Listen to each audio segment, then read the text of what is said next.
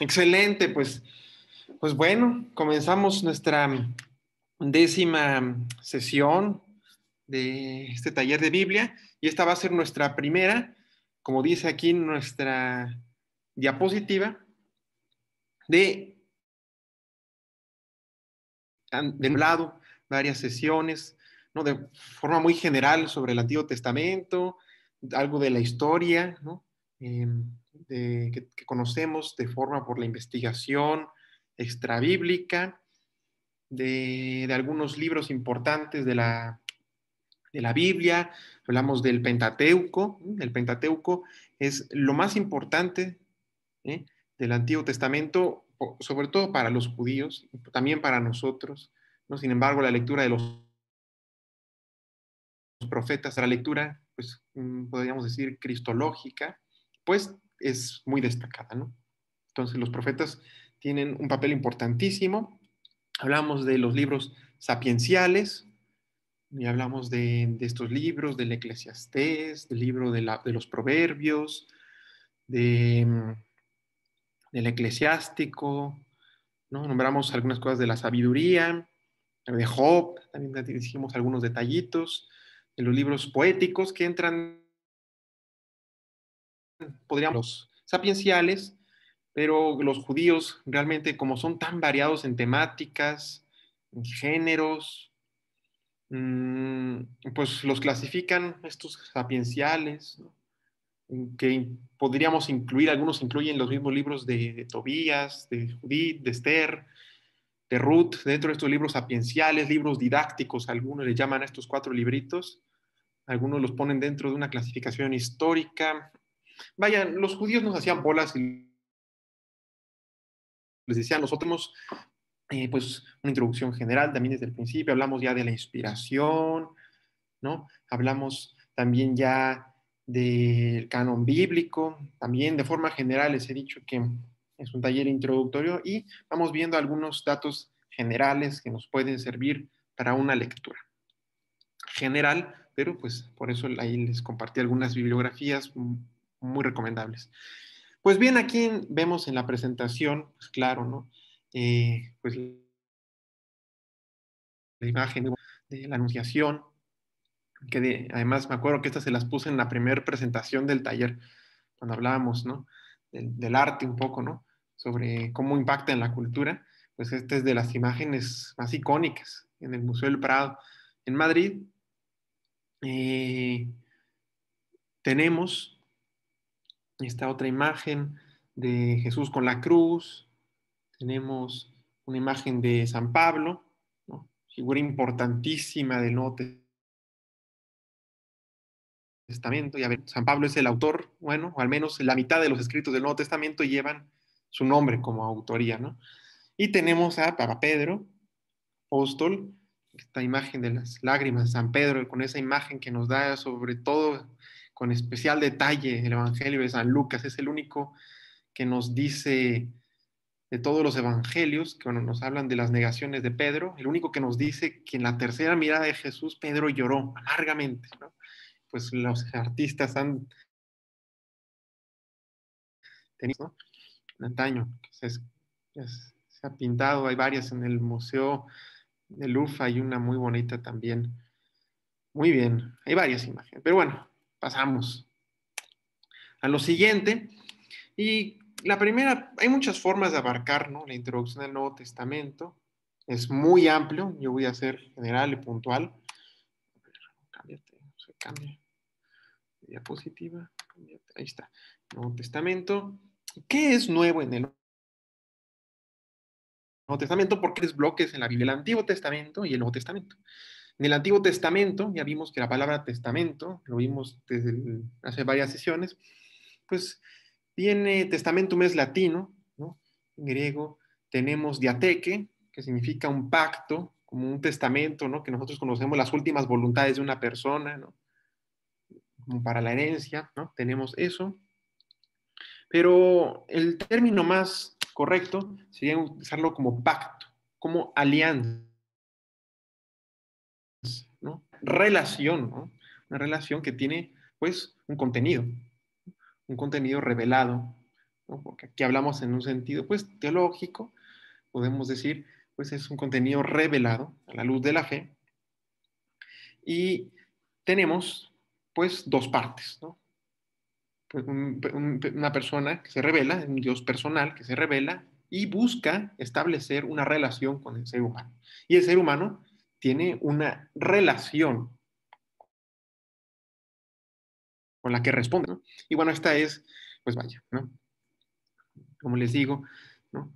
Revelación y respuesta a fe que veíamos ya antes, ¿no? Y bien, antes tenemos el Antiguo Testamento, es curioso, porque en el Antiguo Testamento tenemos la alianza de Moisés, ¿no? Por antonomasia. Esa es la alianza del pueblo de Israel. Esa es la alianza del Antiguo Testamento. Es la antigua alianza. Testamento y alianza, como les digo, es lo mismo, ¿no? Alianza es usada, sobre todo en la liturgia, la usamos la nuestra, ¿no? Pero pues significa lo mismo. Es interesante. Eh, Tenemos en el Antiguo Testamento varias alianzas. Tenemos una alianza con, pues, la primera humanidad, ¿no? De alguna forma, ¿no? Hay un mandato, ¿no? Sin embargo, está también una caída. Después viene una alianza con Noé. Es un texto interesante, curioso, porque tiene varias tradiciones escrito el tema. Hay una alianza con Noé, hay una alianza con Abraham, ¿m? Y además esa alianza se repite, porque además Dios, en el texto del Génesis, pues promete renovar esa alianza con su descendiente, que en este caso es Isaac, con Jacob, se va renovando, y después viene, de alguna forma, crece, y a ver, aquí por ahí tiene alguien un micrófono prendido, crece y va a llegar la alianza con Moisés. Eso es muy importante. Y con la alianza de Moisés se llega al Sinaí, donde se entrega la ley. Y bueno, ya hemos hablado de eso. Entonces, esa es la nueva alianza. Entonces, tenemos que preguntar, ¿qué es lo nuevo aquí? Pues lo nuevo, pues podríamos preguntarnos más bien por una renovación. ¿Eh? Lo nuevo es una renovación. Porque, ¿qué dice Jesús, ¿no? En ese pasaje del Evangelio de Mateo, cuando está en el monte, es las bienaventuranzas, pero bueno, en el monte, simbólico, el monte siempre se usa de forma simbólica. Y él dice, yo no he venido a abolir la ley, sino a darle plenitud. Él viene a renovarla, viene a darle plenitud, a sellarla con su sangre. Esa es la alianza de Jesús. Bueno, eso ya lo conocemos, ¿no? Bueno, sí, eso es esencial, ¿no? Pero tenemos que, pues, dejarlo claro.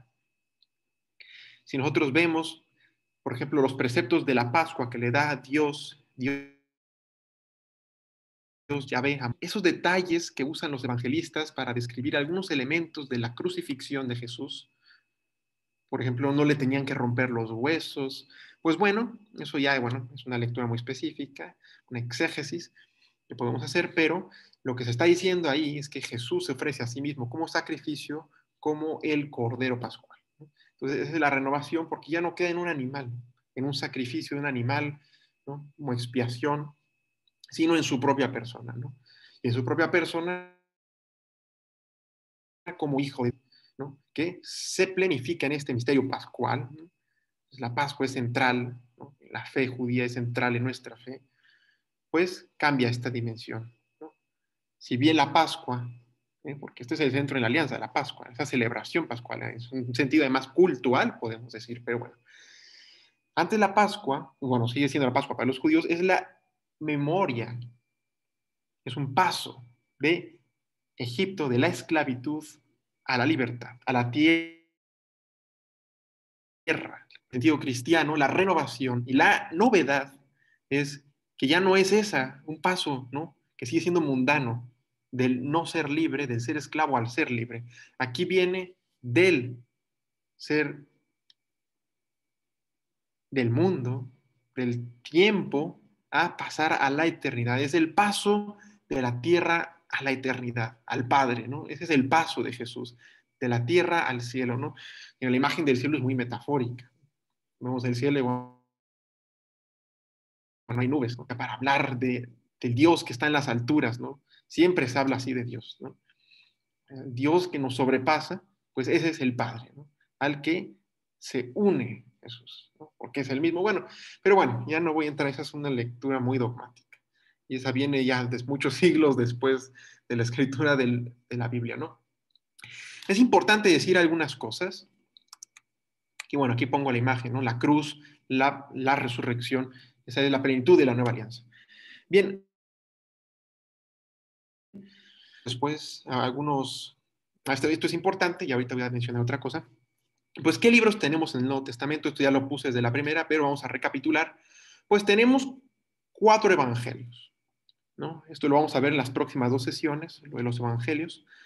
Tenemos Mateo, Marcos, Lucas y Juan. Es interesante, en los antiguos papiros, manuscritos que hay, ¿no? Tenemos que plantearnos, ¿no? Nosotros compramos nuestra Biblia o nuestro Nuevo Testamento y ves que se vende hasta por separado. Pues, ¿no? Que tenemos todos los libros, todos los textos, epístolas que hay en nuestra Biblia. Sin embargo, tenemos que hacernos la pregunta, ¿cuál es su origen? ¿No? ¿Cómo esto se fue copiando en diferentes manuscritos a lo largo del tiempo? ¿No? ¿Cuál fue la primera Biblia completa?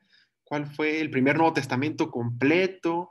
¿Cuáles fueron los primeros manuscritos del Nuevo Testamento? ¿Cambiaron a lo largo del tiempo mientras se copiaban en los monasterios? Es una pregunta muy interesante y que, por supuesto, se han preguntado con muchísima fuerza en la investigación bíblica. Es complejo, porque realmente, pero es muy interesante. De ningún texto antiguo hay tantas copias como del Nuevo Testamento. No hay más copias de la Ilíada, de la Odisea, de este tal Homero, ¿no? Digo tal Homero, digo porque en la crítica, pues se ha cuestionado la existencia del mismo Homero, porque dicen que el griego homérico, y esto lo digo como dato curioso, ¿no? Siempre me gusta decir por ahí un dato curioso, pues es una mezcla de todas las morfologías griegas. No sabe por qué tiene griego acadio, griego ático, griego jónico, griego de aquí, de por allá. Entonces es como una mezcolanza muy curiosa. Entonces, pues bueno, pero bueno, es un dato curioso. Pero lo decía, el Nuevo Testamento tiene más copias de texto, como textos antiguos, muchísimas más que de la Odisea, más que de los textos de Virgilio, más que de cualquier autor griego de la antigüedad. Impresionante. Tengo que buscar el número, no me acuerdo dónde lo leí, pero interesante. Cuando lo busque se los mando. O más bien cuando lo encuentre, porque sí lo he buscado, no me acuerdo dónde lo vi.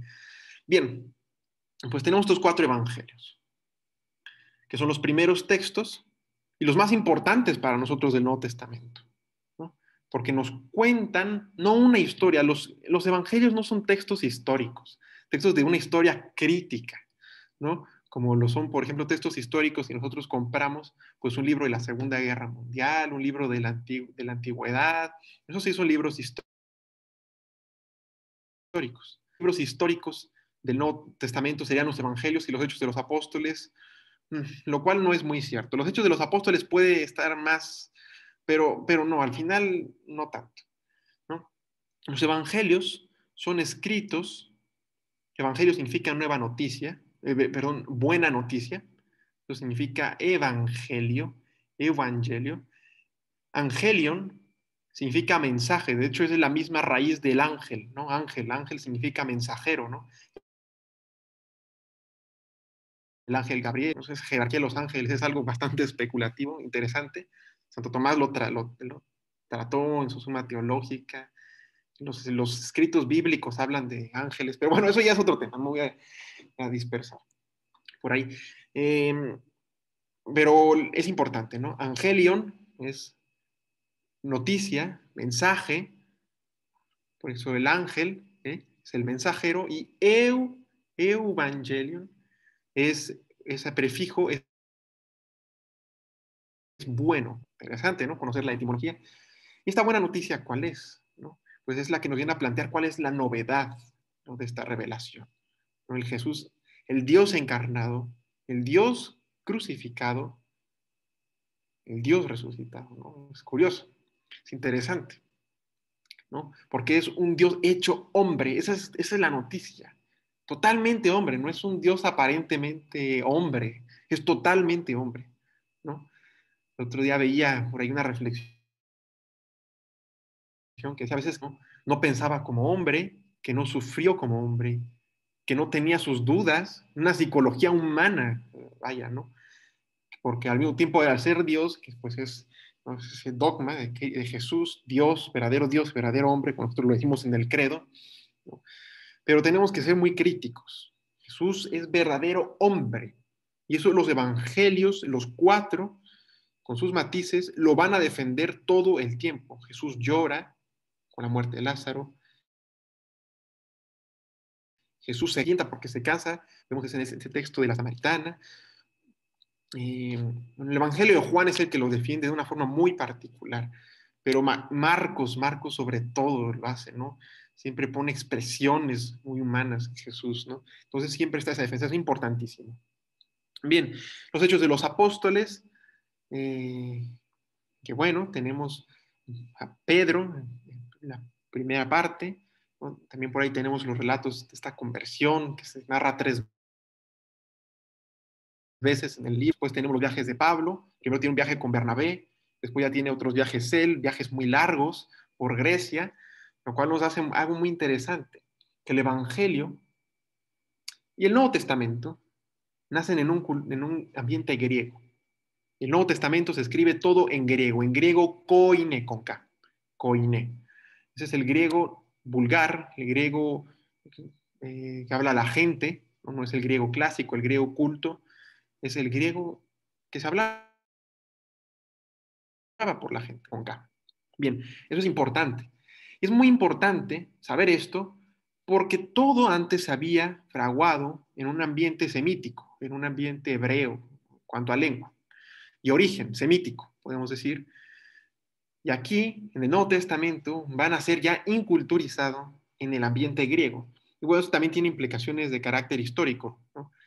Porque hacia el Nuevo Testamento ya hay una invasión, hay una influencia griega, ¿no? Entonces, vaya, esto es, ahorita lo vamos a ver. Ahorita te lo voy a explicar más a fondo. Tenemos 13 cartas paulinas. Se había dicho antes, y es interesante, Santo Tomás, por ejemplo, considera, cuando él hizo un análisis, un estudio de las cartas paulinas, él sigue considerando la de los hebreos como cartas paulinas, pero incluso no hace mucho, personajes como Romano Guardini, es un teólogo del siglo pasado, maestro de Benedicto XVI, por ahí en algunos escritos él sigue dando la carta de Hebreo, sigue, pero ya la crítica moderna no la acepta como carta de San Pablo, no tiene la estructura, no tiene la gramática, la expresión es un griego, bueno, y esto no porque yo la haya analizado, ¿no? Basándome en la crítica actual, ¿no? Es un griego muy elegante, ¿no? Y además ni siquiera es una carta como tal, es muy extraño. Se dice que es más una homilía de carácter sinagogal por el tipo de lecturas que se va haciendo, pero bueno, eso ni siquiera lo voy a ver en este taller, es por aparte, pero es interesante, esta carta a los hebreos. Las cartas de Pablo son estas 13 que aquí ya les puse, ¿no? Y están en este orden, en todas las Biblias, protestantes también. Las cartas de San Pablo se ordenan de la más larga, que es la carta a los romanos, a la más corta, que es la carta a Filemón. Esto es interesante. No todas estas cartas, estas 13 cartas paulinas, no todas ellas son auténticas del puño de San Pablo, ¿eh? Hay unas, ahí sigue habiendo debate, no podría decirles, ¿no? Tendría que hacer Pablo, ¿no? Pero para poderles dar una opinión personal de mi investigación, pero ya cuando veamos San Pablo en 3 semanas, pues voy a proponerles estos debates que hay. Y bueno, les voy a decir, generalmente se aceptan como propias de San Pablo la carta a los romanos, las 2 de los corintios, la carta a los gálatas y las 2 cartas a los tesalonicenses. Son las 6 cartas que se aceptan como propias de San Pablo. Efesios y Corintios se debate muchísimo y ese es muy, son interesantes, son posteriores. Filipenses tampoco se sabe bien. Son estas Efesios, Filipenses y Colosenses son cartas de la cárcel, el encarcelamiento de Pablo en Roma. No se sabe. Hay autores que dicen cosas distintas, por lo que si leen algún autor que hable de San Pablo, pues no les sugeriría que crean que es el único que tiene esa posición y que lo que él dice es la única propuesta que hay sobre el otro. Créame que no es secundario. Realmente es importantísimo esa investigación, decir, bueno, si no las escribió San Pablo, pues qué importa. Ya les he hablado, porque esto también se usa mucho en el Antiguo Testamento y se usaba mucho en la antigüedad, como no había derechos de autor, pues era fácil firmar el libro, dar la autoría en nombre de una persona importante como lo era Pablo. Lo mismo pasó con los evangelios. Todos los evangelios son de personas que no conocieron a Jesús de forma visual, de forma como discípulos en Galilea, ¿no? Ninguno de ellos, ¿no? Sin embargo, su escritura de los evangelios está basada en el testimonio de los apóstoles, ¿no? Nosotros aceptamos eso, una fe apostólica. Es esencial porque eso es esencial para la construcción del Nuevo Testamento, es esencial para nuestra tradición, ¿no? Tradición con mayúscula, ¿no? Una fe apostólica transmitida por los apóstoles, ¿no? Hay un texto de la Pontificia Comisión Bíblica del año 1963. Bueno, la junta fue de 1963, pero el texto se expidió creo que en el 64. Fíjense, es interesante porque son épocas del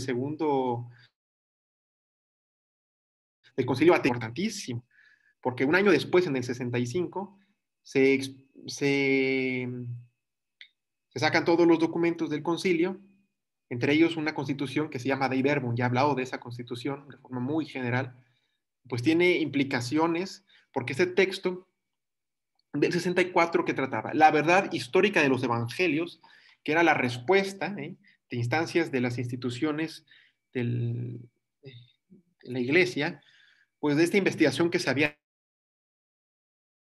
hecho de forma muy evangelios, quién los escribió, ¿no? Y pues se admiten, y esto lo voy a decir en la próxima sesión, pero se los anticipo, se admiten tres estadios, estadio o tres etapas, estadio, etapa, es lo mismo. Es decir, la primera etapa de la construcción de estos escritos es pues el ministerio auténtico de Jesús en Galilea y en Jerusalén, ¿no? Eso lo admiten todos los evangelistas con formas distintas, construcciones literarias distintas, pero de forma general se acepta esto, que primero el ministerio de Jesús, después viene el ministerio de los apóstoles que transmiten el mensaje de forma oral y se empiezan a hacer composiciones escritas. Si nosotros nos vemos en los evangelios, Jesús jamás dice o jamás los evangelistas ponen en labios de Jesús que manden a hacer evangelios, ¿no? Como nosotros entendemos evangelio hoy, esos escritos, ¿no? Que nos hablan de Jesús, que manda a hacer escritos de sus biografías, jamás, ¿no? Más los judíos ni siquiera hacían biografías, no hacían imágenes humanas, eso es muy griego, eso es muy romano. Sin embargo, la influencia que empieza a tener Jesús en la fundación de las iglesias y la predicación, se empiezan a construir textos que tienen pues tradiciones de dichos y hechos de Jesús sobre estas señales, milagros, como los llamamos. Milagro no es una palabra griega, no aparece en la Biblia, en los textos griegos, en lengua koiné, ¿no? Sino signo. Ahorita no recuerdo bien la palabra, a ver si ahorita me acuerdo de la palabra griega, pero... sí, Brenda, las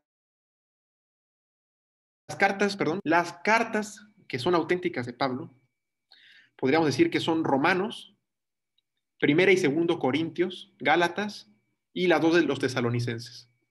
Esas son las 6 cartas que podríamos decir que seguramente sí las escribió San Pablo o al menos las dictó.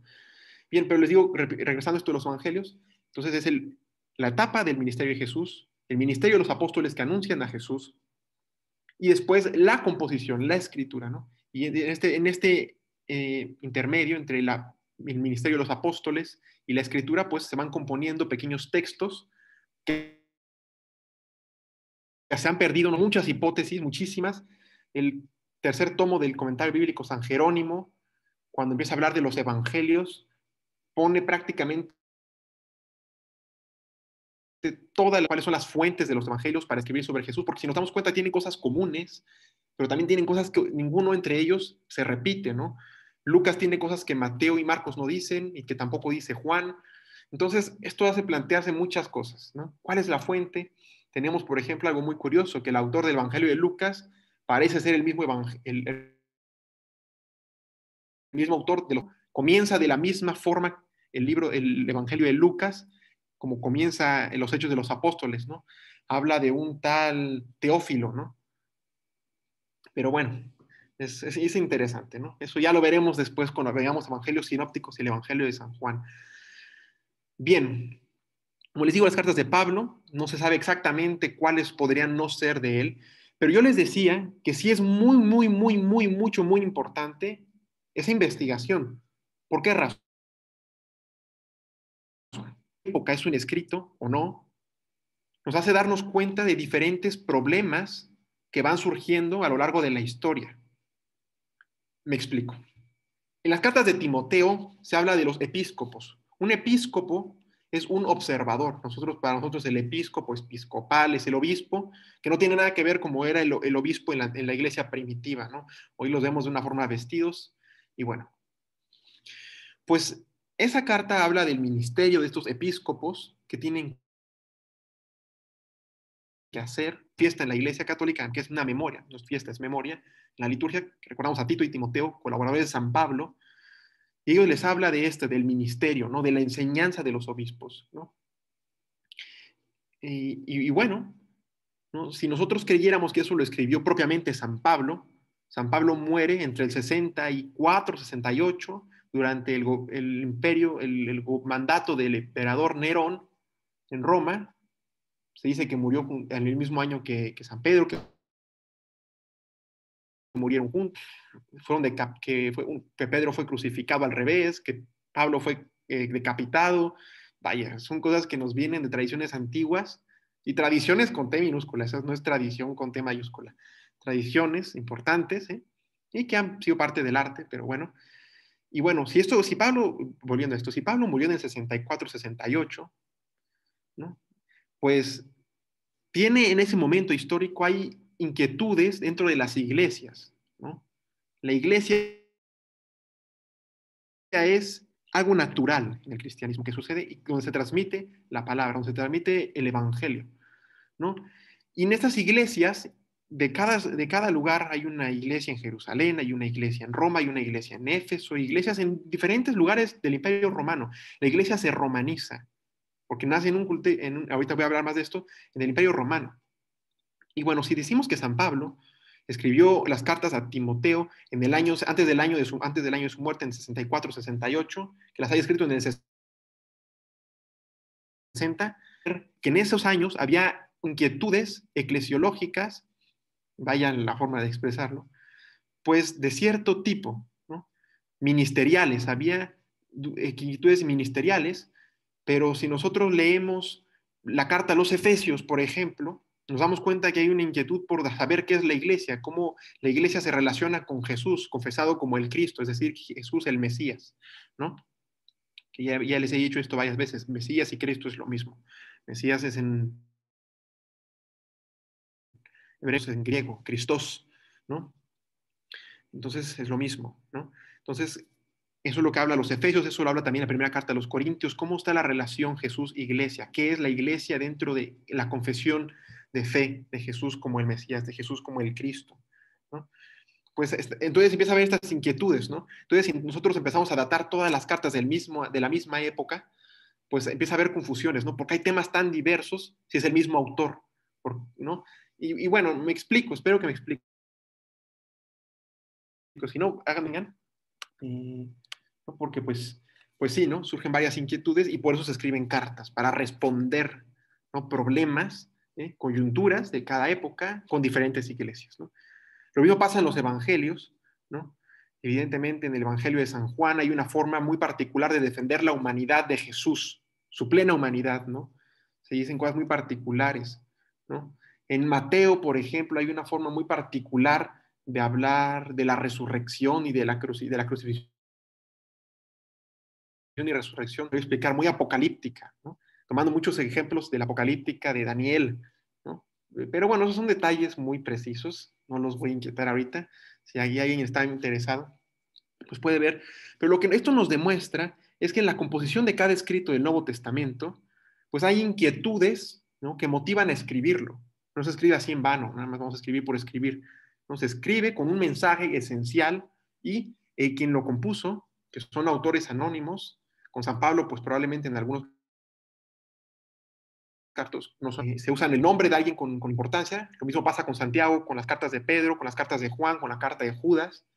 Se usa el nombre de alguien importante para darle importancia y el autor, anónimo probablemente, no sabemos quién sea, pues deja ver las inquietudes de la época y las plasma dentro del mensaje esencial, ¿no? Eso es muy importante. Un aspecto importantísimo del Nuevo Testamento. Todo el mensaje gira en en torno al anuncio de Jesús muerto y resucitado.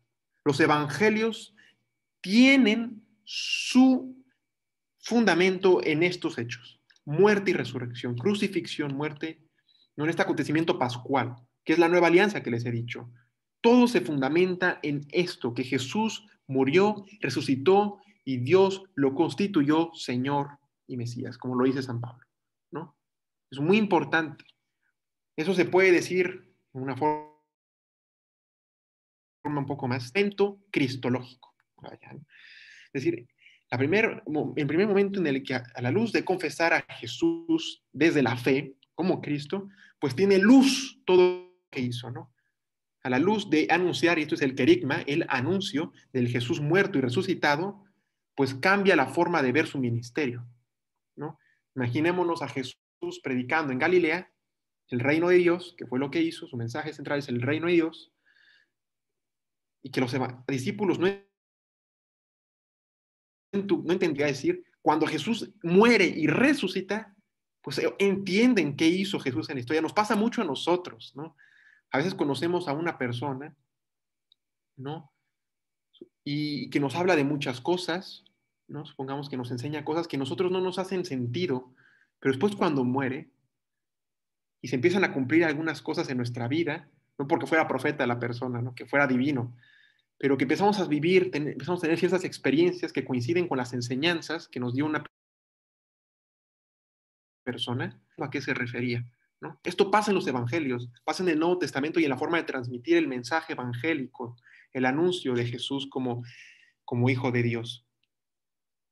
En la muerte y la resurrección se capta qué quería decir y se puede interpretar el ministerio, se puede interpretar el porvenir a la luz de este hecho. Me explico, es esencial, ¿no? De hecho, San Pablo lo dice de una forma bien tajante, dice, a mí no me importa más que Jesús murió y resucitó, a él le importa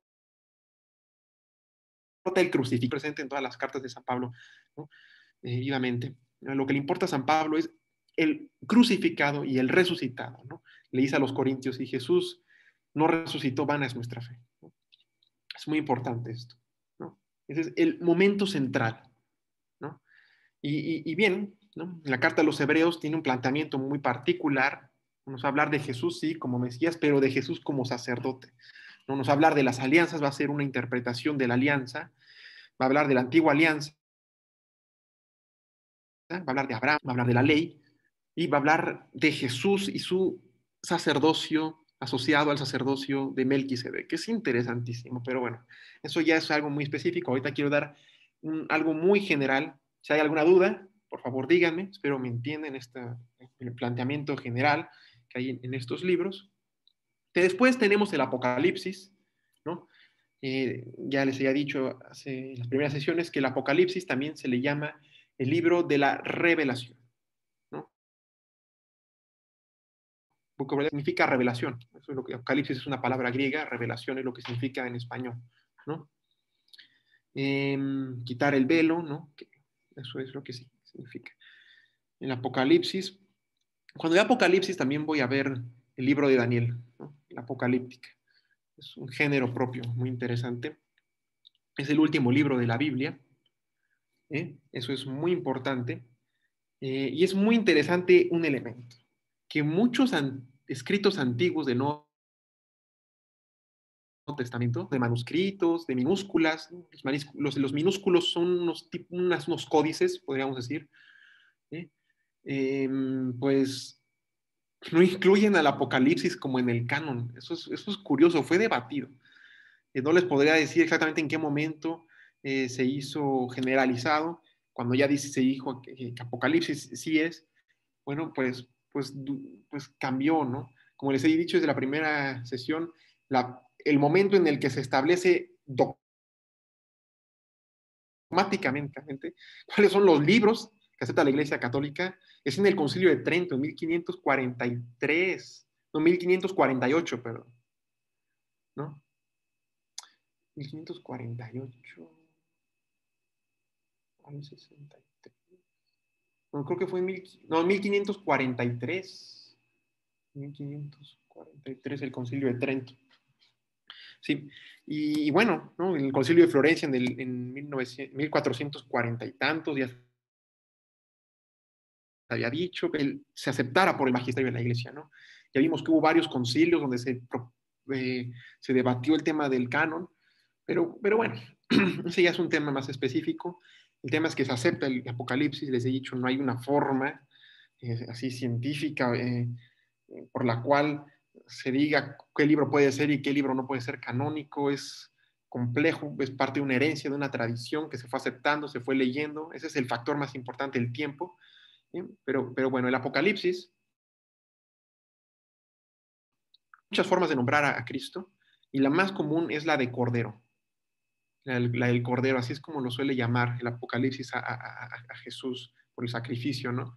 Por eso el tema pascual, ¿no? Que les decía, Jesús es el Cordero pascual, ¿no? Por eso muchas veces vemos en vitrales, en pinturas a Jesús como el Cordero degollado, ¿no? Es muy interesante. Y es más interesante aún si vemos cómo hacían el sacrificio y cómo después lo ponían a asar el Cordero, al Cordero lo partían a la mitad, lo ataban a un palo. Me hubiera puesto una foto, pero bueno, eso sería si viéramos de una forma más específica la Pascua judía y la Pascua cristiana. Pero luego lo pueden buscar y van a ver cómo partían de la mitad los corderos y literalmente es como si estuviera crucificado, pero además también siendo pues quemado vivo. No, bueno, no, muerto, pero Jesús fue crucificado vivo, ¿no? La máxima pena romana. Pues muy bien, ¿no? ¿Hay alguna duda al respecto de esto? Algunos elementos, perdónenme, que quería decir todavía. ¿Cuándo se escribieron estos textos? Esto sí que es interesante. Pues bien, las fechas son muy aproximadas. Si ustedes van a ver algún escritor, ¿no? Un experto, pues van a ver que las fechas van a variar. Pero bueno, los evangelios, primero nosotros encontramos el evangelio de Mateo en nuestras Biblias y después el de Marcos, en este orden, así es como nosotros los encontramos en nuestras Biblias. Sin embargo, se acepta en la actualidad, en la crítica del Nuevo Testamento, que el primer evangelio en ser escrito, ¿no? Se puso el evangelio de Mateo en el canon porque se usaba mucho en la predicación y en la liturgia, tu preferencia. Antes del Concilio Vaticano II era el evangelio más leído, ¿no? Y perduró. El evangelio eclesiástico por antonomasia, podríamos decía, ¿no? Pero el primero es Marcos. Esto es muy interesante y ahorita les voy a dar un dato curioso. Después, y el evangelio de Marcos se escribe probablemente hacia el año 65, 70, estimado Germán. Se acordará que con Fray Jesús, nuestro maestro de Biblia, dominico, nos decía, para que nos acordáramos más sencillamente, que el primero fue Marcos, después Mateo, después Lucas y después Juan. Marcos fue en el año 70, Mateo en el 80, Lucas en el 90 y Juan en el año 100. Sin embargo, eso es una aproximación que es muy fácil para aprendérsela más rápido. Pero, pero podríamos decir, ¿no? Como les digo, Marcos es 70, Mateo 80, Lucas 90 y Juan en el año 100. Es una forma rápida de aprendérsela y en el orden, está hoy en la crítica moderna. Pero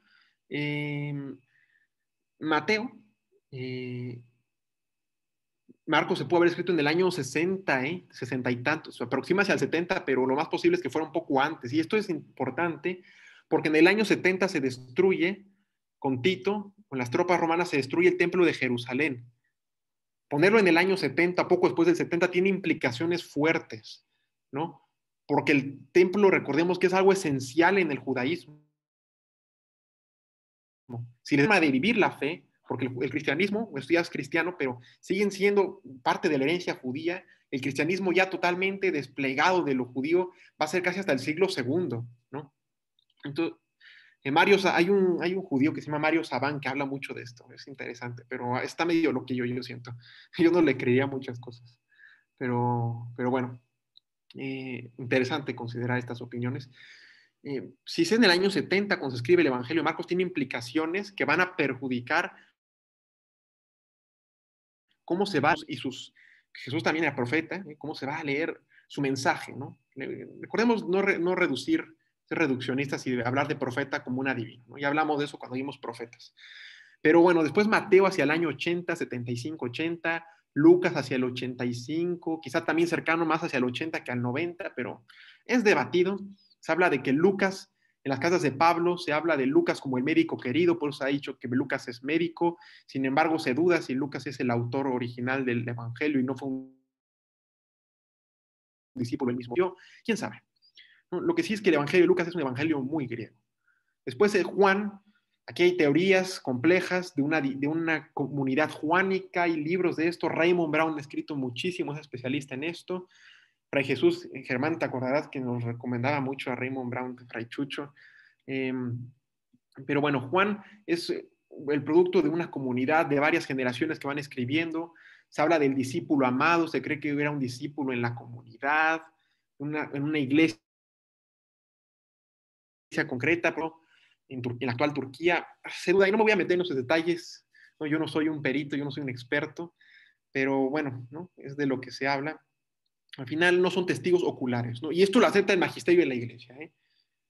Esto lo acepta la Pontificia Comisión Bíblica en sus textos que han publicado a lo largo del tiempo, ¿no? En la lectura de la verdad histórica de los evangelios. Y esto es curioso porque os voy a decir algo. En 1912, la Pontificia Comisión Bíblica sacó un documento que decía que Mateo y Juan eran los discípulos de Jesús.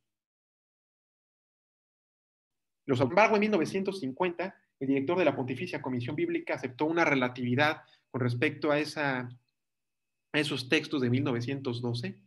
Se dijo que se podía aceptar o no, que era relativo, ¿no? Y al final esto es importante. Que los haya escrito un tal Mateo u otro Mateo, un autor anónimo, no afecta a nuestra fe. Y eso es importantísimo para no empezarnos a pelear, porque hay gente que se pone un poco ruda, ¿no? En serio, que se siente ofendida si les dices que el Evangelio de Mateo y Juan, lo más posible, escrito por un discípulo propio de Jesús, ocular, de que haya escuchado su mensaje, ¿no? Y hay libros, ¿eh?, de expertos de antes de estos periodos que lo defienden, ¿no? Entonces, ojo, hay que ver bien los años de los libros que leemos, ¿no? Porque eso va a afectar la evolución de la crítica, ¿no? De cómo se lee el Nuevo Testamento, ¿no? Hay una lectura, ¿no? Recordemos que la Biblia, ¿eh?, tiene una evolución en el tiempo, ¿no? Y eso hace que se pueda leer, investigar como cualquier texto histórico, fe, ¿no? Pero los escritos están sometidos a la ciencia, ¿no? En los papeles que encontramos, los papíos, pergaminos, códices, pues se pueden investigar, ¿no? Y hay ciencias que ayudan, ¿no? Pero la fe lo hace trascender el mensaje que nos hace conocer a un Dios personal. Esto es importante, ¿no? Ya lo he dicho y lo reitero y lo voy a seguir reiterando, ¿no? Hay una lectura científica de la Biblia, pero esa no es la más importante.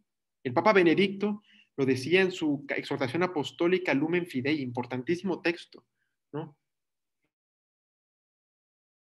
El método histórico crítico, que entre paréntesis es una forma menos polémica, porque eso una persona un poco muy cerrada podría decir, es una lectura científica, ¿no? El método histórico crítico de interpretar la Sagrada Escritura es una lectura científica, una interpretación científica, ¿no? Con ayuda de la arqueología, de la filología, de la historia y de muchas otras ciencias auxiliares, ¿no? Y es importante porque eso nos ayuda a descubrir cosas que si que lo queremos empezar a poner y la iglesia lo quiere empezar a poner, empezar a hacer, a tambalear, ¿no? Realmente el Pontificio Instituto Bíblico lo dirige la Congregación para la Doctrina de la Fe, que es la instancia más importante de la curia romana, ¿no? Y eso se encarga de cuestiones de fe y moral, ¿no? Si le empiezan a poner responsabilidad de cosas que es carácter científico, pues bueno, ya estamos perdidos, ¿no? Y la fe no está peleada con la ciencia, y esta es prueba de eso, ¿eh? Esto es prueba total de eso, ¿no? La fe y la ciencia no están probadas. Avalar en el mismo estudio bíblico crítico, ¿no? Evidentemente, ¿no? En estudiar el origen, todas estas cosas, y al final hay cosas muy complejas, ¿no? Pero bueno, ya no me quiero extender más. Pasamos a lo siguiente. ¿Cuál es la tierra del Nuevo Testamento? ¿No? Que es algo importantísimo. ¿Cómo es la tierra en tiempos de Jesús? ¿No? Pero también en tiempos de San Pablo, de los apóstoles, bueno, que vivieron con Jesús, en estos años, ¿no? Hacia el año, recordemos que el año cero no existe, ¿no? El tema de los calendarios es un tema interesante de estudio. Jesús, recordemos que está invadiendo el Imperio Romano. El Imperio Romano llegó a estas tierras, pues bueno, no sabría que en qué año, pero pues los romanos se empezaron a hacer poco a poco del dominio griego desde el siglo III antes de Cristo, ¿no? Antes se usaba el calendario, nosotros ahora usamos el calendario gregoriano, antes se usaba el calendario juliano, en estas épocas se usaba el calendario en función de la fundación de Roma, que es para nosotros hoy el 753 antes de Cristo. Entonces todo se contaba en función de la fundación de Roma, ¿no? Pero bueno, yo no los confundo, ¿no? Pueden investigarlo si quieren, es interesante, pero bueno, entonces eso quiere decir, y esto es importante, ¿eh? Porque les voy a decir, bueno, ahorita se los digo cuando veamos los de los gobernantes en esta tierra. Eh, pues bueno, les digo que esta época está dominada por el Imperio Romano, ¿no? Los romanos fueron adueñándose del mundo poco a poco. Roma tiene varias etapas. Primero hay una monarquía entre el 753 antes de Cristo. Después viene la República Romana del 500 y cacho al año 27 antes de Cristo, cuando después de un triunvirato entre Lesio, eh, Marco Antonio y Octavio, surge el imperio, por cómo se concentra el poder en una sola persona. Antes había senadores, era distinto la forma de que se organizaba. Interesante, eso es historia romana, pero es importante conocer. Para conocer el tiempo de Jesús político, geopolítico, hay que conocer el Imperio Romano, ¿no? Y bueno, esta región es la provincia, así se dividían los territorios romanos en provincias, es la provincia de Judea. Y al sur teníamos la provincia de Siria. Después de las guerras judías, que acaban en el año 135,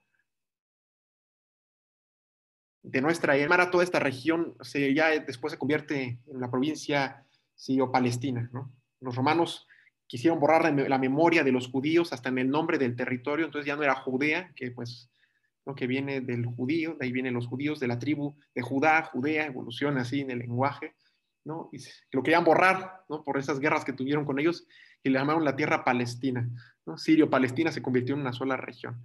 Bien, ¿cómo se divide esta tierra? Había 4 regiones principales: Judea, Samaria, Galilea y Perea. Esas eran las regiones más importantes, ¿no? Aquí tenemos un mapa a la derecha que es interesante. Esta tierra, es que esto es muy amplio. Si queremos conocer el contexto, yo les recomiendo leer el cuaderno bíblico que habla desde los macabeos hasta Herodes el Grande, ¿no? Que nos va a hablar de la historia, de cuál fue históricamente esto, porque con la revolución de los macabeos contra el imperio Seleucida, que era lo que quedó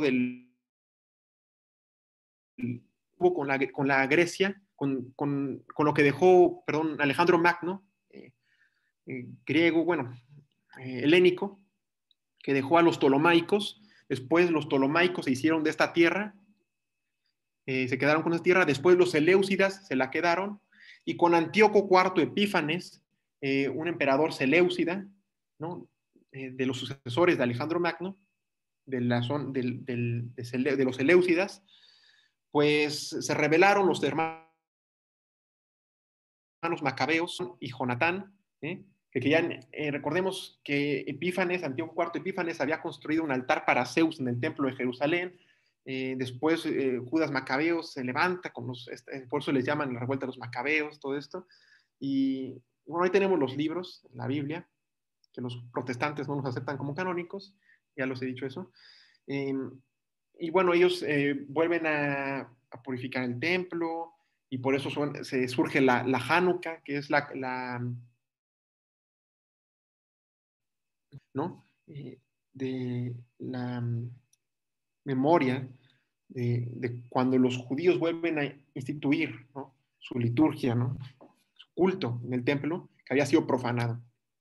Y después viene, aquí vemos en el mapa, pues los hijos de los macabeos, va a venir una dinastía que se llama la dinastía de los asmoneos, que es Juan Hircano, ¿no? Después vienen las anexiones que hace su hijo Aristóbulo y Alejandro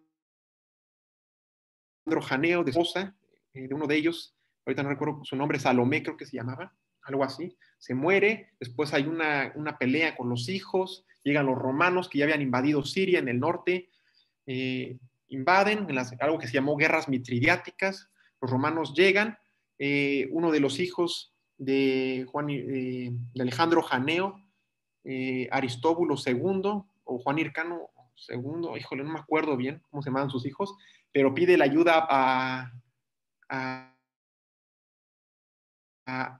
un general romano que los ayude, esto fue en el año 64, para vengarse de su hermano, pues se unen y así es como los romanos entran a Jerusalén. ¿Me explico? Sí, no, sí me voy explicando en este proceso histórico. Así es como los romanos llegan a esta tierra. Está cerrada. Perdón. Eh, entonces los romanos llegan en el año 64 a Jerusalén y así es como se empieza a romanizar totalmente este ambiente, ¿no? Y estas son las regiones, ¿no? Las importantes eran Galilea, Samaria, Judea y Perea. ¿Eh? Las únicas que se mencionan en la Biblia, en el Nuevo Testamento, son, bueno, en los Evangelios, perdón, en el Nuevo Testamento hay más. En los Evangelios las únicas que se nombran son Galilea, obviamente, donde crece Jesús.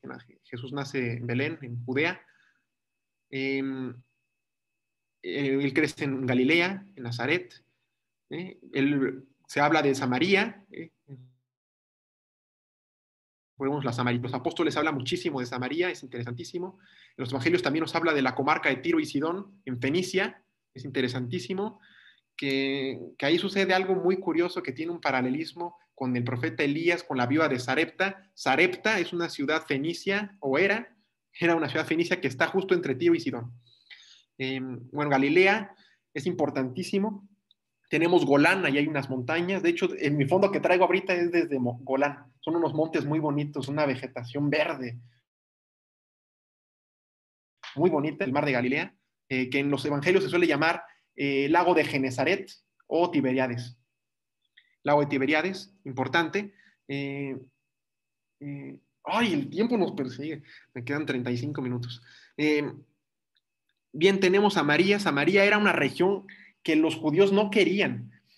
Esto tiene un contexto curioso. Desde el Antiguo Testamento, Samaria era parte, ¿se acuerdan cuando hablamos de la división del reino del norte y reino del sur? El reino de Israel, el reino de Judá, las implicaciones, ¿no? Samaria tenía las capitales de los israelitas en el sentido político. Recordemos que el reino de Israel es el reino del norte dividido, después de Jeroboam, muy problemático. Interesante que ellos son los que son deportados por los asirios en el 722, pero bueno, al final del día en tiempos de Jesús aquí ya hay una mezcolanza, en serio, eso de sangre judía aquí en esta época al 100%, yo creo que eran los menos. Hubo sirios, griegos que llegaron acá, total, ¿no? Importantísimo. Pero bueno, Samaria tenía capital, pues antes tuvo capital en Siquem, tuvo capital, pues, pues en diferentes ciudades, en Betel. Y bueno, en la época de Jesús, Samaria, su capital, era esta ciudad que se llama, esa ciudad la mandó construir el emperador Herodes, el rey Herodes, perdón. Herodes. Herodes, esto es muy interesante, ahorita les hablo de Herodes. Es que me ganan las ganas de hablar, es que aquí es que es un análisis geopolítico totalmente. Pues estas son las anexiones, va creciendo. La Decápolis, Pues Decápolis es un nombre griego que significa las 10 ciudades, deca, 10, polis, ciudad, Decápolis, ¿no? Como Acrópolis, Acro, ciudad alta, ¿no? Como esa que hay en Atenas, por ejemplo. Eso significa Decápolis, 10 ciudades, ¿no? Esa también se nombra en los evangelios, cuando Jesús va a Gerasa. Bueno, hay Hipos, también es interesante, ahí hay restos arqueológicos muy bonitos. Yo no conozco aquí, pero vean fotos, está bonito. Perea, ese es lo que corresponde a Transjordania y no se menciona en la Biblia. Sin embargo, es importante, ya veremos por qué. Tenemos Nabatea. Nabatea, han escuchado de Petra seguramente, ¿no? Que es una de las maravillas del mundo. Pues Petra era la capital de Nabatea, de la región Nabatea. Herodes el Grande estaba relacionado con la hija de un rey nabateo. Idumea, pues se fue anexando un poco al mundo judío. Herodes era origen de Idumea. Los romanos solían poner reyes en las zonas que conquistaban, a reyes locales, no imponían reyes generales que ascendían de los generales, los patricios, no los imponían, solían poner gente de ahí. Y ahí que pusieron ahí fue Herodes, porque Herodes se había relacionado mucho con los romanos. Herodes fue rey desde el año 37 hasta el año 4 antes de Cristo. Ok, esto es importante. Estas son las regiones que tenemos. Bueno, entonces les digo, la capital de esta zona era Cesarea Marítima, no era Jerusalén. La capital política de Judea no era Jerusalén. Y religiosa de los judíos, pero de los romanos administrativamente era Cesarea Marítima. Bellísima ciudad, ahorita les voy a enseñar una foto. Bien, este es el imperio, estas son las regiones. Aquí tenemos, ya ven, donde está Arabia, verán que Arabia era un estado satélite, era una tierra que no estaba dentro del imperio, con la que se combatía, ¿no? En las limes, es decir, en las fronteras. Judea y Siria, ya ven, eso es lo que les decía. Siria es la provincia que está al norte. ¿No? Ahí donde está Siria, eso fue donde fueron las guerras mitridiáticas. Eso es otro tema, no voy a meter para nada, pero investiguenlo, porque eso tiene que ver con la conquista de Judea por parte de los romanos. Pues es importante. Como vemos, Arabia, como lo consideraban los romanos, no es lo mismo que lo consideramos nosotros. Vemos que ellos tienen una provincia que se llamaba, una región más bien, bueno, como sea, sí, que se llamaba Arabia Petrea. Es interesante porque esta Arabia es la Arabia de la que se habla Pablo en los Hechos de los Apóstoles cuando se retira a Arabia, no se retira a esa península gigante que es desértica que nosotros conocemos hoy en el sentido geopolítico, ¿no? Con las fronteras de hoy, ¿no? Era una eh, provincia distinta, ¿no? Una división territorial distinta. Tenemos la provincia de Silasia en el sur de Turquía, ¿ya la vieron? A ver si la puedo aquí marcar. ¿Ven mi mouse? ¿Lo ven? Lo estoy haciendo con un circulito ahí. Creo que puedo anotar. Déjenme ver, déjenme anotar. Aquí está Silasia. Ahí está Silasia. De ahí era San Pablo. La capital de esa región, de esa provincia de Silasia era Tarso. De ahí era Saulo. De hecho, ese es su nombre. Paulo, se empezó a llamarle Paulo por, por, por el sentido más griego. Pero Saulo era su nombre de... Y es interesante porque es Saulo, que viene de Saúl, del rey Saúl, ¿se acuerdan? San Pablo dice en la carta a los filipenses que es de la tribu de Benjamín. Esa era la tribu de Saúl. Es interesante, ¿no? Del rey Saúl. Esas son provincias muy importantes. Y bueno, este es el imperio. Con esto no pierdo tiempo. Yo les recomiendo que vean un poco. No, yo no soy experto en el imperio romano, a mí me gusta muchísimo, pero hay que empaparnos, al menos mojarnos un poquito del imperio porque es importante, ¿no? Decir algo interesante, pero ya no voy a decir datos curiosos porque si no pierdo mucho tiempo. Yo me divierto mucho viendo mapas. Ay, ahí está. Esto es importante, se los pongo nada más con un mapa, me gusta. Esto lo saqué de Wikipedia. Entonces sí les voy a decir, en Wikipedia no es una buena fuente de consulta, aunque tiene buenas bibliografías a veces, que es para buscar más a fondo, pero lo que sí tiene buenísimo son mapas. A mí me encantan los mapas de Wikipedia. Estas son las vías romanas, ¿eh? Las carreteras que construyeron. Fíjate, los romanos no son, los egipcios ya hacían, los egipcios ya habían hecho esta carretera de acá. La voy a poner con color rojo, que estoy aquí circulando. Lo hago más grandote. A ver, ¿sí? En esta zona de acá, esta carretera de aquí, esa existía desde tiempos remotos, ¿eh? Desde los egipcios ahí se empezó a hacer un camino. Los romanos lo construyeron, lo pavimentaron con sus técnicas de ingeniería civil más avanzadas, pero eso existe desde antaño, ¿eh? Después, acá, los persas eran unos fregones construyendo carreteras, eran unos canijos. Entonces, pues los romanos, pues heredaron estas culturas, ¿no? De ingeniería civil, las mejoraron y pues miren, todos los caminos conducen a Roma, y literalmente, ¿no? A mí realmente la que más me impresiona es esta carretera del sur, del norte de África, ¿eh? Es impresionante, todo lo conecta, ¿eh? Y pues aquí faltan también pues algunas vías marítimas, ¿no? El puerto de Alejandría era importantísimo en el Imperio Romano, pues Roma, Marco Tulio Cicerón de Roma, ¿no? Como centro del mundo, ¿no? Que estaba destinada a ser el gran lugar, centro del mundo. Un día se las comparto, que es para como conocer un poco sobre el imperio. Eh, pues sí, había rutas muy importantes, rutas que siguió San Pablo, pues aquí está Galacia, ¿no? Una región importante. Por aquí tenemos Éfeso, ¿no? San Pablo pues recorrió estas carreteras de por aquí, estas carreteras aquí, estas las recorrió ahí, ¿eh? por donde es la actual Estambul, ¿no? Para llegar por aquí, llegó a Tesalónica, ¿no? Después por aquí bajó y llegó a Atenas. Y el plan, cuando llegó a Atenas, el plan era irse por esta vía, por la vía Ignacia, este es el nombre que tiene. Cuando ahí fue a Atenas, el plan era llegar hasta Roma, subir por Dalmacia y después bajar acá a Roma. Ah, ya no está dibujando esto. Y bueno, ya no voy a perder más tiempo dibujando, pero ay, es que el mouse me cuesta mucho trabajo controlarlo. Aquí está otra vez. Y bueno, esto, véanlo un ratito si tienen, vean la presentación, ya la subí al Drive. Y pues ahí pueden ver, es muy importante, ¿no? Ir viendo los mapas, las ciudades, porque son muchísimas las que se mencionan en los Hechos de los Apóstoles, sobre todo.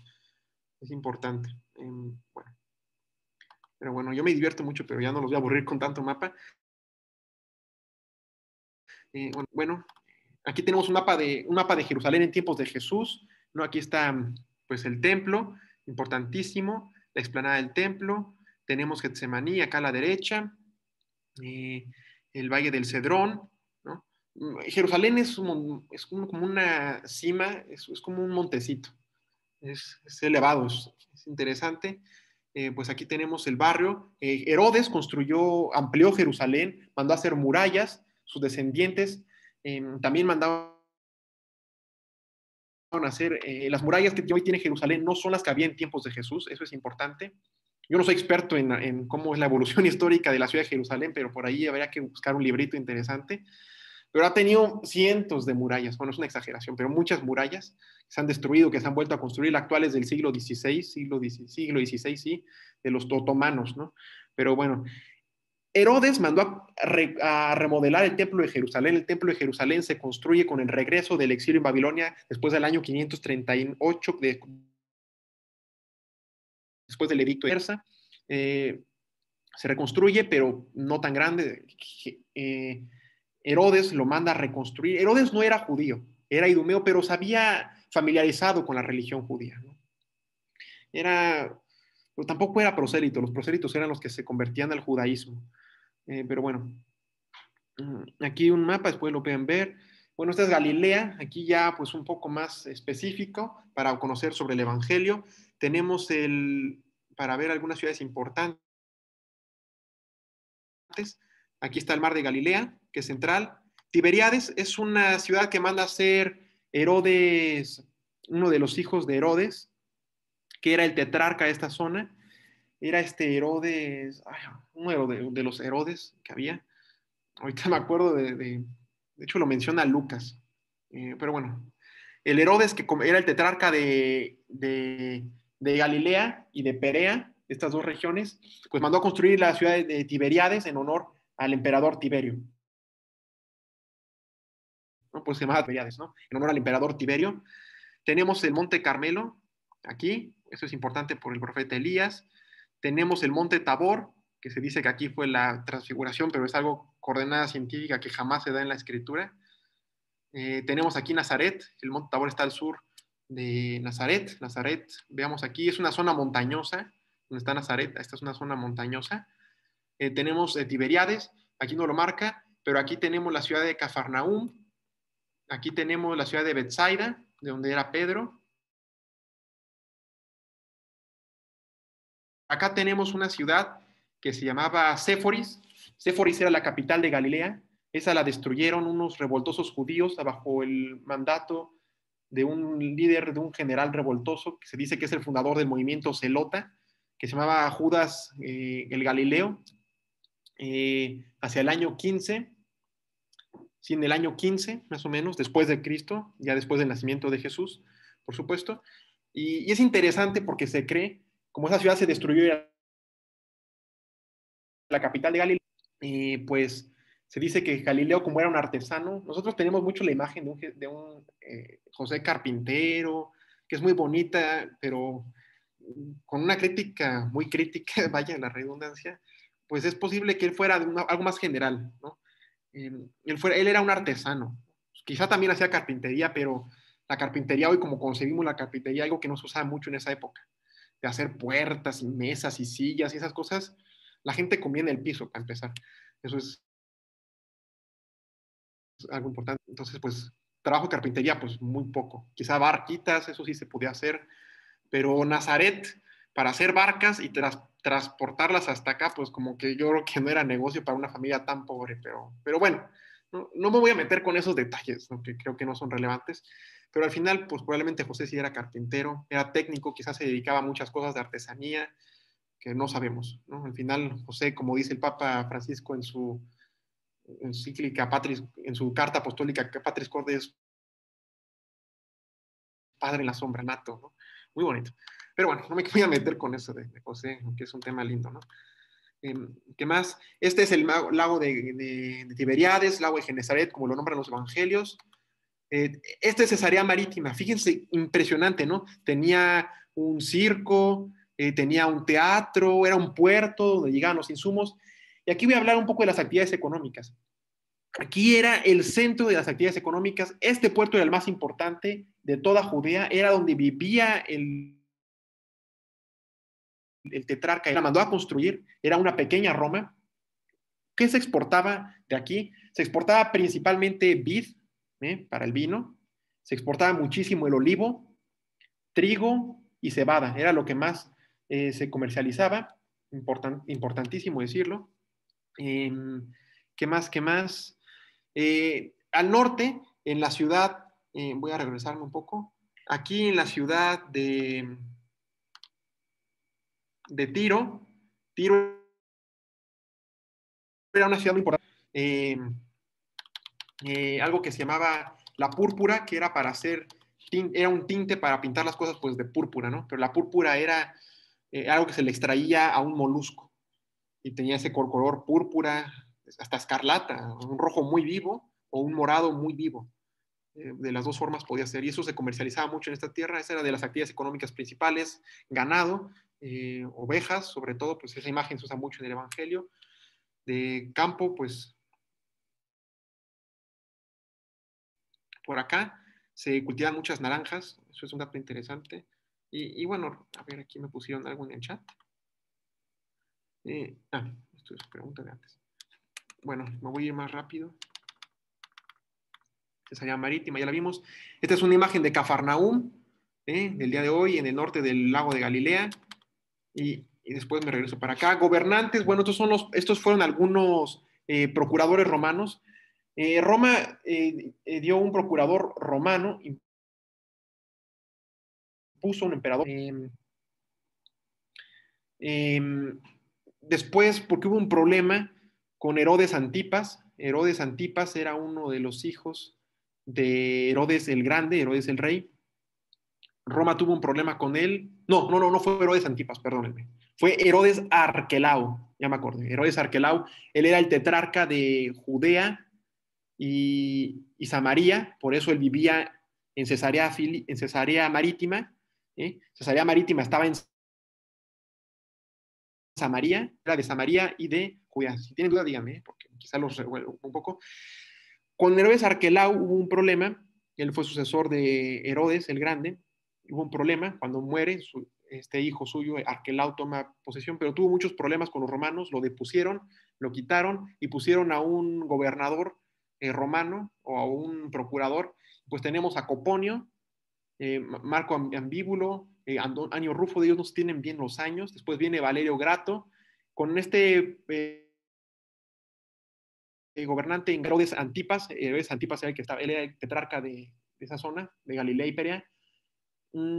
Después tenemos a Poncio Pilato, que es el que enjuicia a Jesús. Tenemos a Marcelo, a Márulo, y después viene Herodes Agripa. Herodes Agripa era un nieto de Herodes el Grande, es el que manda a matar al apóstol Santiago el Grande, Santiago el Mayor, lo dice el capítulo 2 de los Hechos de los Apóstoles. Y Herodes Agripa era amigo de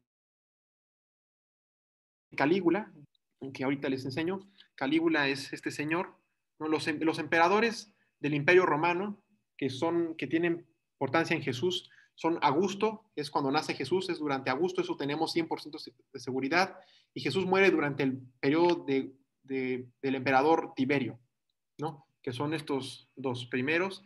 Después viene Calígula, les digo que Herodes Agripa, un nieto de Herodes el Grande, que después fue el gobernador, pero ya de toda la región, pero murió muy rápido, fue del 41 al 40 y penaron, algo así, otros dicen que murió por una enfermedad. Pues del 41 al 44 mandó a matar, mandó a decapitar a Santiago, y después vienen varios otros procuradores que se instauran. Lo que pasó es que Calígula le estaban construyendo una estatua en Jerusalén y como Herodes Agripa sí tenía ascendencia de ahí con el pueblo judío, pues dijo, oye, no te metas con ellos, eso para ellos es una terrible cosa como de idolatría, y se peleó un poco con Calígula, era muy amigo. Los Herodes eran muy amigos de los emperadores y se peleaban mucho con ellos. Hubo muchos problemas familiares. Herodes el gran emperador, el rey de Judea con el que nace Jesús, estaba loco. Mandó matar a su esposa, a su yerno, mató a sus hijos. Estaba loco de poder, pero pues construyó muchas cosas. Eh, bueno, eso pueden verlo por aparte en historia. Aquí tenemos una descendencia del árbol genealógico de los herodianos. Es la interesante. Eh, ay, pues aquí tenemos a... Ay, me tapas esto. Me tapa. Aquí tenemos a Herodes el Grande.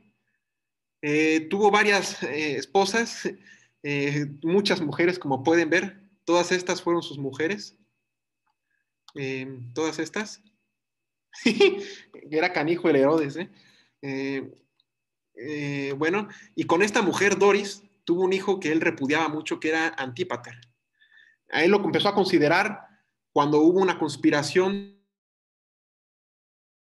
de que y Antipas querían hacer una revuelta contra Herodes para quitarle el poder, pero pues eso no se sabe bien si era cierto o no. Eso es lo que dice Flavio Josefo, un historiador que ya les he hablado de él, y fue cuando Antipater le dijo que iba a ser su descendiente, al que le iba a dar todo, pero pues miren, tuvo muchísimos hijos, y bueno, pues Herodes era hijo de Antípatro, un idumeo, aquí está Antípatro, y pues de aquí tuvieron un hijo que se llamaba Facel, y de aquí viene pues otro grupo, una Agripa primero, pero y esta Agripa se relaciona también por esta vertiente de Herodes. Herodes tenía un hijo con Mariame primera, a ella la mandó matar, por cierto. Tuvo un hijo que se llamaba Aristóbulo, y Aristóbulo tuvo un hijo que se llamaba Agripa. Y Agripa se casó con esta mujer,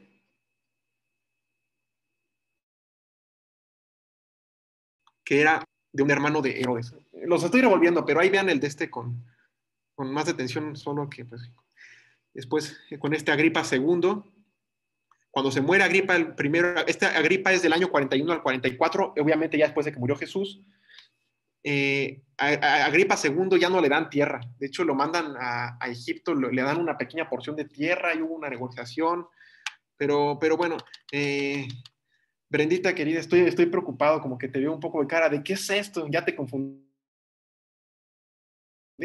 Pregúntenme. No, va todo bien, chacho. Solo, bueno, son mucha información, pero va bien. Gracias. Sí, sí, esos nombres no son esenciales, pero ahí se los nombro para conocer el contexto político. Los herodianos estaban locos.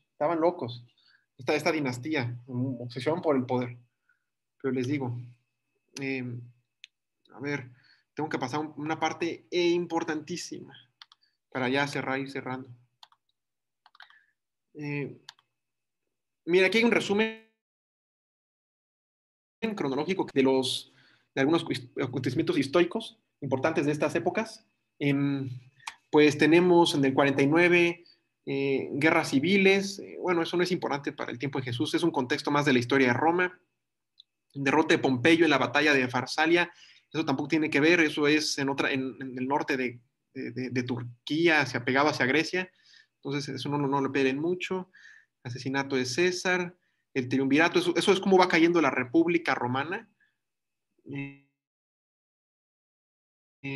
Batalla con Cleopatra y con los Ptolomaicos en Egipto. Eh, Octavio recibe el nombre de Augusto, que es importante.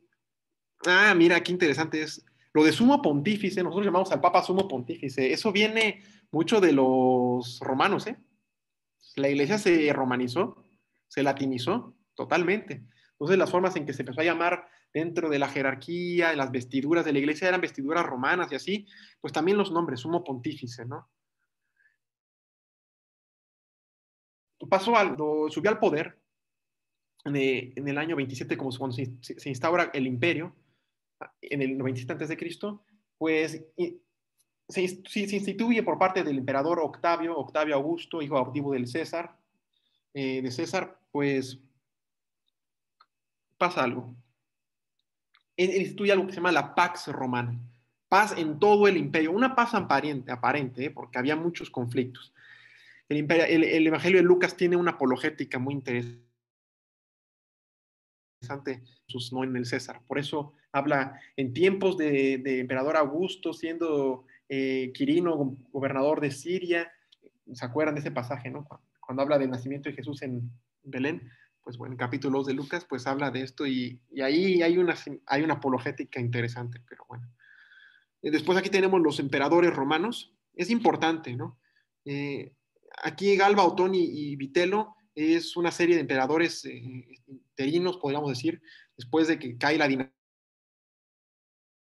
dinastía Julio-Claudia, ¿no? Después viene la dinastía Flavia, esta es importante para la expansión del Evangelio, es muy importante, ¿no? Porque es la época de las persecuciones, sobre todo con el emperador. Y bueno, ya habían empezado con Nerón y después empiezan muy fuertes también con Domiciano. Con Nerva también hubo muchas persecuciones. El imperio romano alcanza su máxima expansión con el emperador Adriano en el año 138. Después de eso, y fuerza, en serio. Hubo como conquistaban más tierras, pero eran temporales, sobre todo hacia la zona de Mesopotamia, pero bueno. Bien. Ay, ¿qué pasó? No sale la información que había puesto aquí.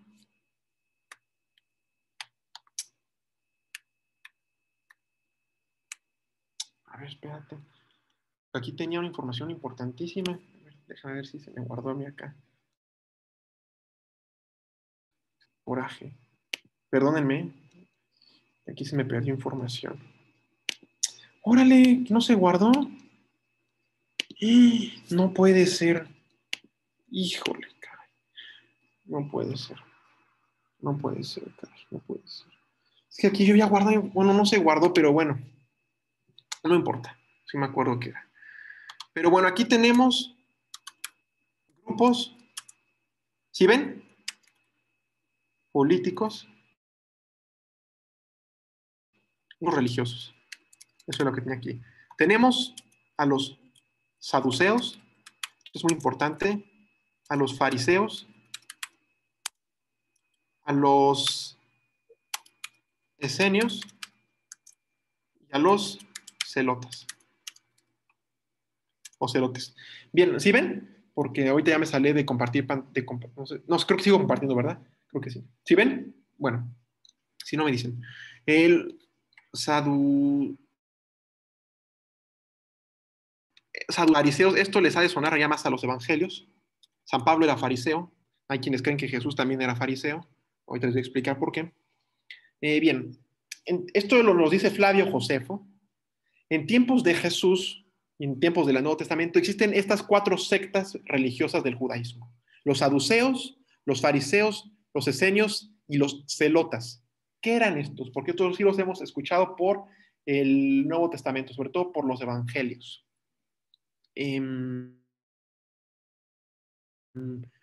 Eran la casta sacerdotal. Aquí en tiempos de Jesús, recordemos que en el Antiguo Testamento nosotros sabemos que los sacerdotes, los sumos sacerdotes, son descendientes de la tribu de Leví y concretamente los levitas aaronitas, es decir, los descendientes de Aarón, ¿no? Sabemos que Aarón es el hermano de Moisés, ¿no? En el Éxodo lo vemos. Y bueno, esa era la casta sacerdotal pura, podríamos decir, elegida sacerdotalmente por Dios. Pero en tiempos de Jesús, ya esto no existe. Los saduceos, que son los sumos sacerdotes, son elegidos por los romanos. Primero que nada, ya está muy manipulado aquí por influencia extranjera. El poderío romano, los reyes, escogían a los sacerdotes, ¿no? Entonces los saduceos eran la clase alta, eran millonarios, eran los ricos de la época. También había gente, propietarios ricos, que ahorita les voy a decir quiénes eran. Eh, pero los fariseos tenían propiedades, eran los que tenían culto en el templo, el sumo sacerdote en el tiempo de Anás, que era el suegro de Caifás. Realmente se escogían cuando se morían los sumos sacerdotes. Eh, pero o cuando ya eran muy viejos también se escogía otro sumo sacerdote, y eran saduceos. Los saduceos no creían en la resurrección, de hecho eso lo dicen los evangelios. Los saduceos no creían en la resurrección. Los sacerdotes, los saduceos eran casi apóstatas del Imperio Romano, se estaban al servicio de los romanos, era una religiosidad muy política. eh, los judíos no los querían, la verdad. De hecho, vemos esa parodia, no sé si llamarla parodia, en el Evangelio de San Juan, cuando los saduceos, los sacerdotes le dicen a Pilato, ¿no? Nosotros no tenemos más rey que el César, ¿no? Fíjate. ¿No? Entonces, eran casi apóstatas, ¿no? Ahí eran unos, voy a decir muy grosero, muy mandilones, muy aduladores con los romanos, por conveniencia económica y política, enormes en Jerusalén. Pero Jerusalén era una ciudad de un contraste social tremendo. Había muchos pobres, leprosos, enfermos. Y en esa época no había hospitales, ¿eh? Pero esto incluía, ¿no?, dentro de la gama social. Esa gente vivía en las calles, mujeres extranjeras vivían en la calle, leprosos, enfermedades de la piel, ¿no? Pues los judíos los condenaban como impuros por las leyes del Levítico. ¿Qué más? Bueno, pasando, esos eran los saduceos. La clase alta, la clase saduceos eran los sumos sacerdotes siempre, el sumo sacerdote era saduceo, no creían en la resurrección, ¿no? Esa era en dimensión teológica, podemos decir. Los fariseos. Fíjense que la corriente farisea, y esto es algo importante, es muy criticada por Jesús en el Nuevo Testamento, ¿no? Vemos que los fariseos siempre están ahí persiguiendo a Jesús a ver qué dice, qué hace. Con esto ya voy a cerrar, ¿eh? Denme 10 minutos, me voy a pasar un poquito, pero es que es muy extenso lo del Nuevo Testamento, pero perdónenme. Los fariseos es una corriente que empieza a surgir, eh, déjenme, pues aquí, sí. Y había 2 corrientes principales. La de Hillel y la de Shammai. Hillel y Shammai eran dos grandes sabios judíos del siglo... Hillel era del año 100 antes de Cristo y Shammai...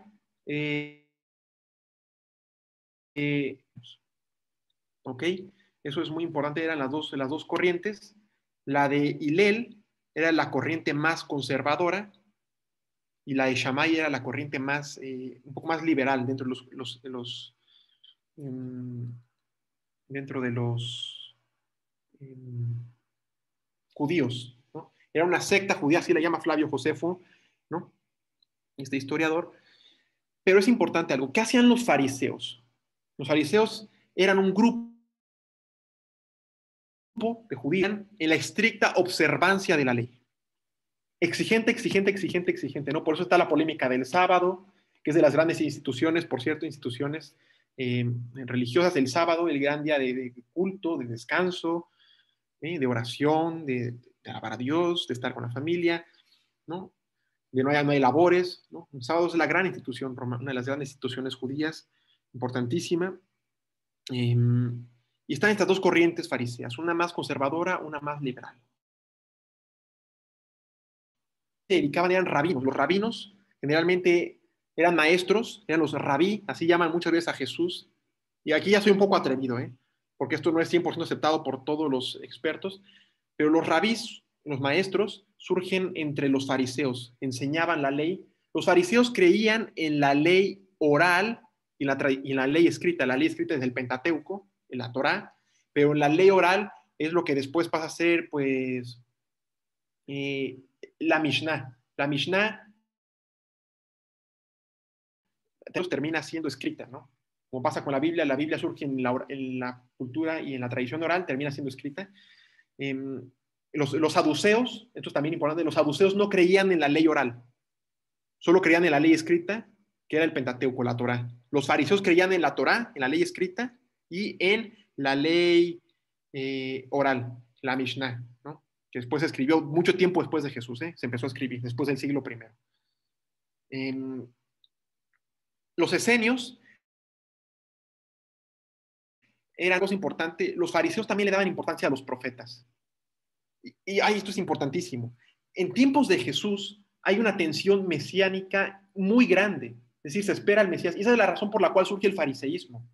Los fariseos creían que en la extrema, bueno, extrema no me gusta, pero en la exigente observancia de la ley escrita y oral, trabajándola y adhiriéndose más al movimiento farisaico, iba a llegar más gente, iba a llegar más pronto el Mesías. Esa era la creencia. Lo cual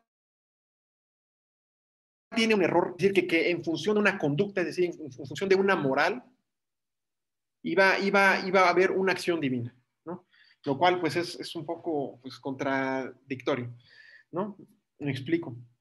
Entonces, los fariseos se critican mucho, los fariseos de la rama conservadora, ¿eh? Jesús era un judío, ¿no? Jesús era un judío, nació en una tierra judía, en una época concreta, ¿no? En un determinado por el espacio, nace en Galilea, era pobre, ¿no? Y esto es importante, ¿no? Cuando Jesús critica a los fariseos, critica a los conservadores fariseos. Había también escribas. Los escribas no los pongo como una secta religiosa.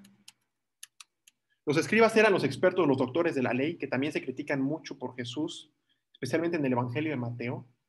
Y los escribas eran los expertos de la ley, los que la estudiaban. ¿Y quiénes eran los escribas? Porque los escribas también existían en Egipto, eran los que estudiaban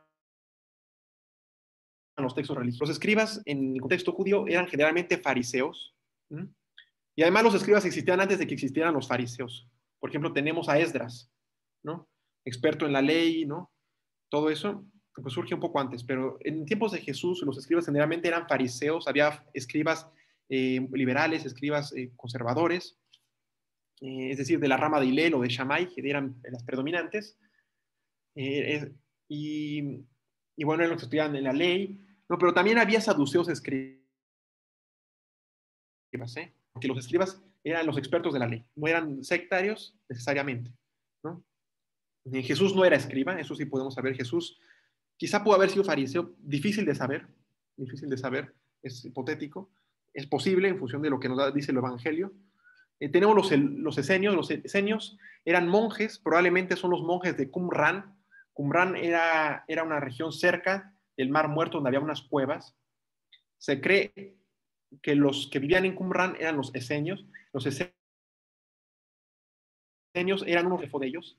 Ellos eran un grupo político, un grupo religioso que se purificaban, tenían ritos, tenían liturgia, vivían en comunidad como un monasterio de la actualidad más o menos. Vivían en comunidad, compartían bienes. Un tiempo se creía que Juan Bautista era esenio, lo cual es falso. Los esenios se les dio, se retiraban al desierto y bueno, pues ahí queda. Ellos nunca se nombran en el Nuevo Testamento, pero es importante en el contexto social y religioso de Jesús. Un grupo de revoltosos, un grupo que cree que Dios es el rey del mundo, el único rey que puede tener soberanía sobre la forma de organización humana. Entonces, con esto estaban justificando expulsar a los romanos. Los celotas son los que tienen la revuelta contra los romanos en el año 66 y está ese evento en la fortaleza de Masada. ¿Nunca la han visto? Luego les enseño una foto más adelante. No puse en esta presentación, pero los celotas fueron los que se enfrentaron en las guerras romanas, judeo-romanas, contra los romanos para sacarlos. La primera batalla las empezaron a ganar, después pues los romanos los hicieron trizas, ¿no? También hubo un grupo político religioso que se llamaba sicarios. Los sicarios también nos habla de ellos Flavio Josefo, pero ellos no eran un grupo religioso, eran un grupo. Sicario viene de la sica era una espada redonda, los sicarios eran pues asesinos, ¿no? Y pues también había ahí gente del mundo judío dentro de ellos, y bueno, ¿no? Eso es importante. Pues en gobierno pues estaba el emperador, que ya hemos hablado del emperador romano. El emperador romano, pues bueno, los romanos respetaban a los judíos su soberanía, su religión, ¿no? La verdad, con Herodes había ese control, aunque bueno, la verdad es que los explotaban. Estaban el rey o procurador, estaban pues los tetrarcas, porque se dividían los tetrarcas: Herodes Antipas, Herodes Arquelao, Herodes. Ven, les enseñé el mapa genealógico, ven que había muchos Herodes.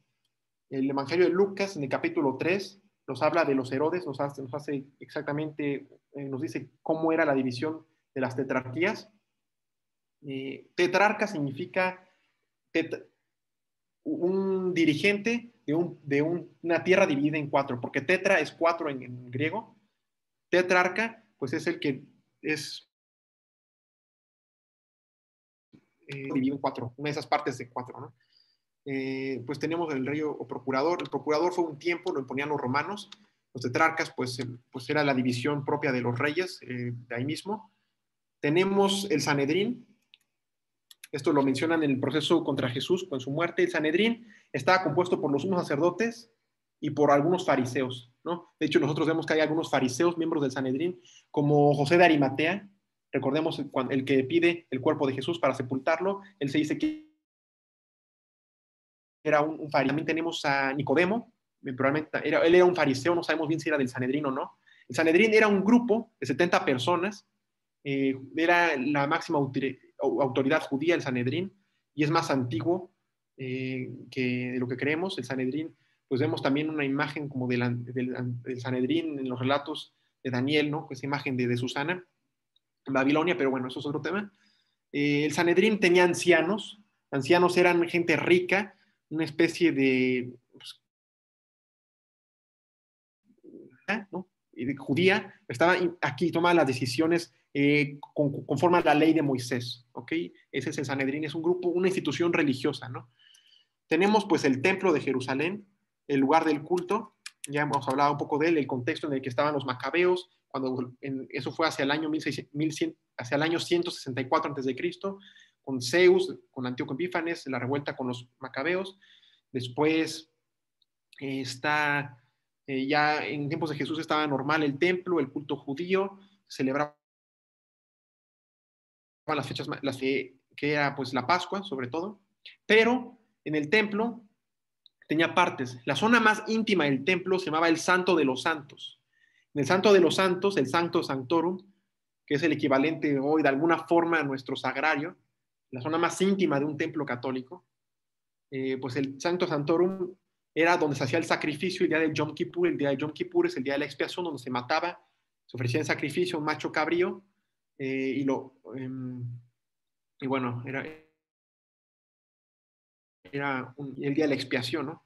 O también lo que se hacía en el día de Yom Kippur es que se matía a un macho cabrío también, le imponían las manos y sobre él caían los pecados del sumo sacerdote y de todo el pueblo, ¿no? Pues les digo que con Jesús, con la Pascua, viene a renovarse eso. Hay que ver también las fiestas judías, esas las pueden ver, hay que verlas, cuáles son las más importantes. Las fiestas más importantes judías son la Pascua, que ya les he dicho, el Yom Kippur, el día de la expiación, el Shavuot, que es lo que nosotros llamamos ahora Pentecostés, por ese día. El Shavuot es la fiesta de las primicias, donde se ofrecen los frutos de las primeras de las cosechas. Tenemos el Sukkot, que es la fiesta de las chozas, que es la conmemoración del desierto, del pueblo peregrino en el desierto, que también se le llama las fiestas de las tiendas, ¿no? Y en la antigüedad, en tiempos de Jesús, afuera de Jerusalén se hacían tiendas de campaña y pues hacía una fiesta, ¿no? Se peregrinaba desde afuera, desde dentro de Jerusalén hacia afuera y pues se conmemoraba el pueblo peregrino. Pues esto es imágenes que les quería mostrar. Ya les hablé de las instituciones religiosas. Este es un papiro de Reynolds, es el papiro más antiguo y es la fuente más antigua que tenemos del Nuevo Testamento. Es más o menos del año 135 de nuestra era. Se encontró en Egipto y tiene unos versículos del capítulo 18 del Evangelio de San Juan, 18, 31 a 33 y 35 a 38, nada más. Pero es lo más antiguo que hay. Miren, son dos pedacitos ahí rotos, se encontraron en Egipto. No recuerdo en qué año se encontraron, pero con las investigaciones del siglo XX, esto fue en el siglo XX, no sé en qué año exactamente, como 1930. Tenemos el Códice Sinaítico, este se encontró en el año 1900 y cacho también, o un poco antes, no me acuerdo, por un investigador, un erudito alemán, no me acuerdo bien su nombre. Se encontró en el Sinaí, se llama Códice Sinaítico porque se encontró en el convento, en el monasterio de Santa Catalina de Monte Sinaí, que es un convento pues, en el desierto del Sinaí en Egipto, y ahí se encontró en una canastita con papeles, ahí lo encontró este erudito, y hubo un proceso tremendo para llevarlo a Alemania después, pudo negociar después de la Segunda Guerra Mundial con los rusos, y creo que ahora lo tienen en el British Museum, creo, si no mal recuerdo. Está el Códice Vaticano, está en el Vaticano. Está el minúsculo 33, que antes se llamaba el Códice Colbertino. Es de los códices más completos que hay. Hay muchos códices, más de 104. Papiros hay muchísimos, pero están rotos muchos de ellos. Los códices sí están más escritos en griego. Y bueno, esto es para que conozcan un poco de cuáles son los textos. Les recomiendo mucho. Pues ya voy a dejar de grabar, pues esto fue todo.